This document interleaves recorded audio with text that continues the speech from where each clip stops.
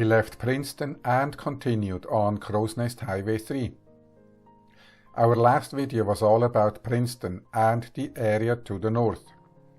We didn't know yet exactly where we're heading, and it was coffee time. We stopped in Hedley after we noticed the Café Grand Union sign along the highway. Welcome to our escapades. Ursula is the navigator, my name is Dieter, and I'm the wheelman. Busy place as it turned out.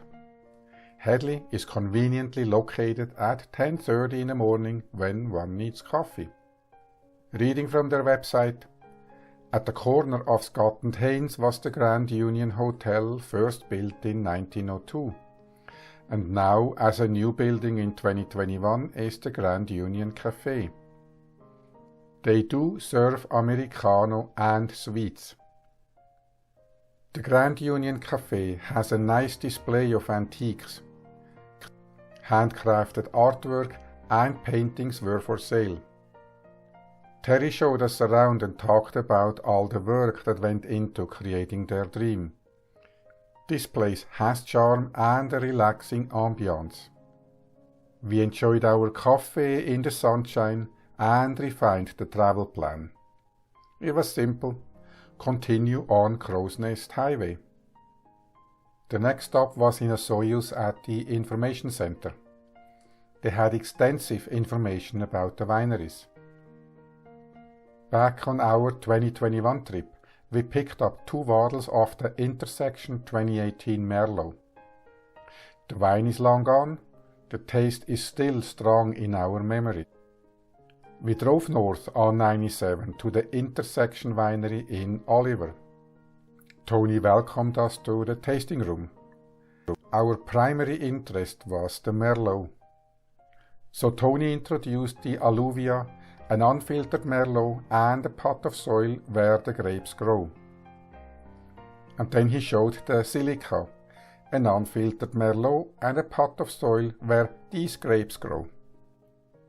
Alluvia on the left grows in sedimentary soil. Silica on the right grows in soil with good drainage. The difference is in the size of the grapes, and that reflects in the flavor. So the name of the winery, Intersection, tells the story of the place where the 2 types of soil intersect. I hope that I got all the details correct. This was one of the most memorable tastings we ever went to. We met Melissa and Bruce cleaning the grapes from leaves before they went into the press. The time was perfect with the juicy grapes in the holding crates. Even the raw berries tasted amazing. Thank you, Tony. We brought a case home that is now resting for a year or 2 in our wine cellar, aka a very dark corner under the stairs. Our new destination for the night was the Kettle River Recreation Site. The sign pointed towards the burnt sticks. That didn't look very appealing. However, we noticed some green trees at where we were heading. To our relief, the campground was in the trees. The Kettle Valley Rail Trail, or short, KVR, goes right through the campground. We followed this trail for some time already. This was the last weekend of the season and the park closed the next day. We quickly set up the camp and continued north on Highway 33 to explore more KVR trails. The KVR trail follows the creek, and so did we. We noticed a Kettle Valley Railway caboose and took pictures from the trail and the caboose. We learned from pedestrians about the canyon further north. Our instructions were to follow Highway 33 to an FSR crossing, then turn south, which turned out to be this road here. Cross the bridge and follow Kelly River. This is a popular place for the locals during the summer months.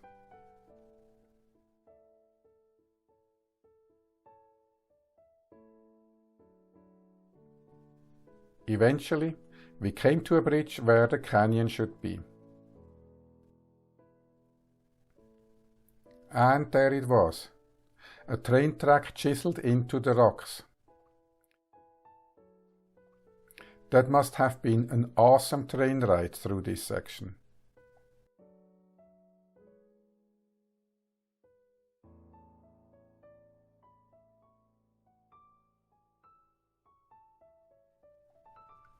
We arrived around 6 o'clock, and that was not enough time to get the drone out. 20 minutes later, we got our pictures and were on the way back. We were back at the camp at 7. It was dark and the kids were riding their bikes in the floodlights.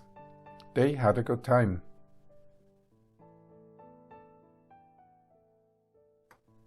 Sunday morning, we continued our journey on Crowsnest Highway 3.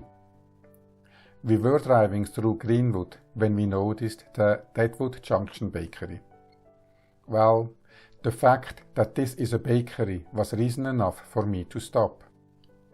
How about a Darth Vader or Lemony Snicket?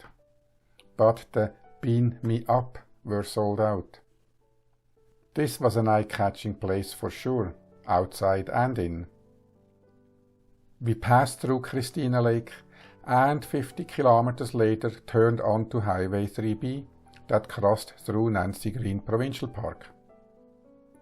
We continued via Rossland, Trail, Salmo, Nelson and on the west shore of Kootenay Lake to the Kokanee Creek Provincial Park. We were staying for 2 nights with a full program for the next day. We drove via Nelson and Highway 6 along Slocan Lake.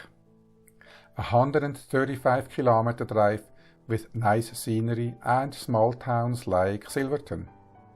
The sign said, "Welcome to Silverton," a town in the middle of nowhere and the center of everything.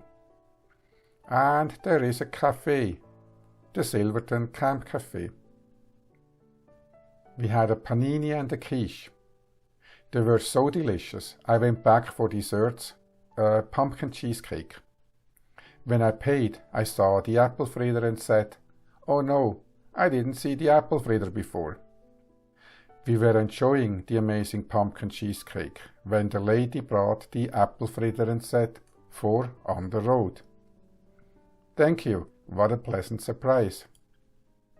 We continued to Sandon.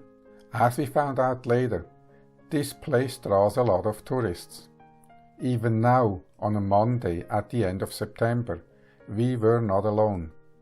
We came closer to Sandon and noticed the Klondike Silver Corp.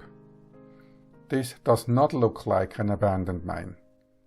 I verified the status of the mine and it is active and the stock price is 2 pennies. Shortly after was the near ghost town. A few residents keep the town alive and welcome the over 60,000 visitors per year.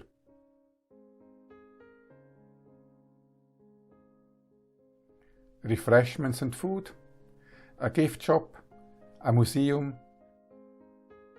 and Canada's oldest continuously operating hydroelectric station. Don't be fooled by the museum-like look. It is a fully operational power station. It is a marvel of a generator that was installed here in 1916. This station feeds the BC hydrogrid and is an active contributor of green power.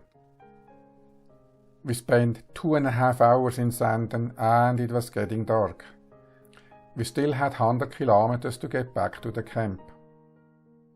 Next morning, pack up and cross Kootenay Lake. We took the Balfour Kootenay Bay Ferry to continue our journey on Highway 3A. In Creston, we joined the Crowsnest Highway 3 again. We always find time to watch the trains, but this time not to the end. We were heading to Fernie, actually, the Fernie RV Resort to be exact. The weather prevented us from taking a picture from our camp and surrounding. We spent 2 nights there, and waited for the rain to stop long enough to visit the Fernie Creek Falls. We watched an American dipper hunt for food in the water. These birds adapted to hunt underwater.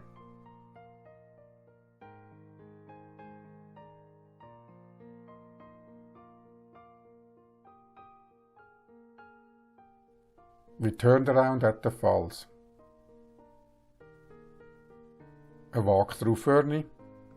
The fact that it was raining and a workday and the 1st October didn't draw crowds into the streets. The morning we left, we got a chance to snap a picture from our site and the washrooms. A quick stop in Sparwood to look at the monster of a truck, with a height of 6.8 meters, a length of 20 and width of 7.5 meters. It is one of the biggest trucks. And off we went to Saskatchewan's Riding on Stone Provincial Park. Please hit the subscribe button to get notified about the amazing history and stunning scenery in the Riding on Stone Provincial Park. Thank you for watching, and we'll see you out there.